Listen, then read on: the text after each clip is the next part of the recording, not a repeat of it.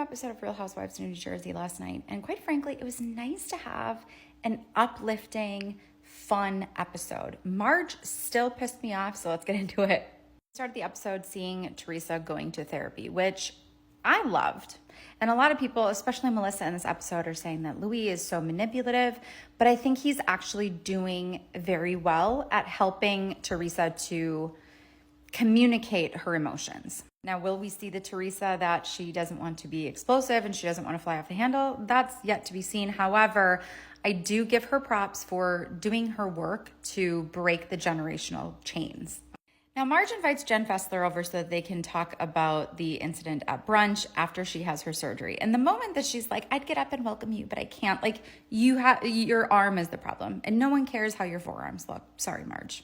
That is not the only problem I had with this sit down. We know that Jen Fessler and Marge are friends, and they were before Jen came on the show. And we saw that at the brunch last week when Jen was like, hey, you're my friend, Jen, you need to leave. Jen Fessler is telling Marge, like, listen, how you behaved was not like an adult. It was uncalled for. I know Jen Aiden hit below the belt, but like, you can't react in that way. She also goes on to say that Jen Aiden actually texted her to apologize. And if I acted in a manner that upset or embarrassed or disrespected my close friend at her home, I would be apologizing. Margaret never apologizes, not once. She just continues to make statements of support of why she acted the way she did.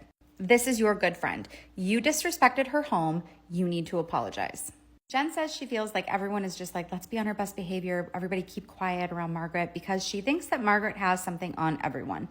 And I have always agreed with that, because Margaret is a pot stirrer. She digs everything up about everyone and waits until the moment to release it. Then we go to the Gorgas and the Fudas and Frank going to a batting cage. Now, I am sorry. I know that Frank Catania is beloved, but I am beyond sick of the men getting contracts, because there's no reason that this man needs to sit here and cry and whine about how Dolores is ruining his family dynamic.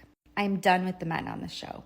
Rachel Fuda goes on to tell Melissa about how Teresa said, you need to watch your back. And it just, of course, is an opportunity for Melissa to go in on Teresa. She says that she's not here for the fake fucking parade that regarding Teresa going to Margaret and saying that they need to make up. In my opinion, that just further, supports the idea last week that Melissa only went to the housewarming party because the cameras were there, but she doesn't want to be on the fake fucking parade.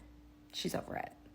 Meanwhile, Rachel Fuda has said in every single episode that she does not want to be involved. She doesn't need backstories, yet she always has something to say about everyone. I love the charity event. I think it was an awesome opportunity. You kind of saw the kids be able to interact, and it didn't feel forced, and it was fun. Until Frank starts crying about his family dynamic again. And what bothered me the most about it is while Dolores is trying to explain, I have been dealing with this man for 20 plus years. Nothing has ever changed except we don't sleep together anymore. He has lived off of me and our family dynamic, and I deserve my time. Yes, Dolores, you do. You absolutely do. But Margaret and Melissa sat there in support of Frank, telling her to give her a chance. They needed to be supporting their friend. They, in my opinion, needed to be in support of Dolores and be like, yep, you deserve this. Frank, shut the hell up. We ended the episode with Jen and Bill going to therapy, which seemed very uncomfortable. I am here for all the people going to therapy in this episode, though.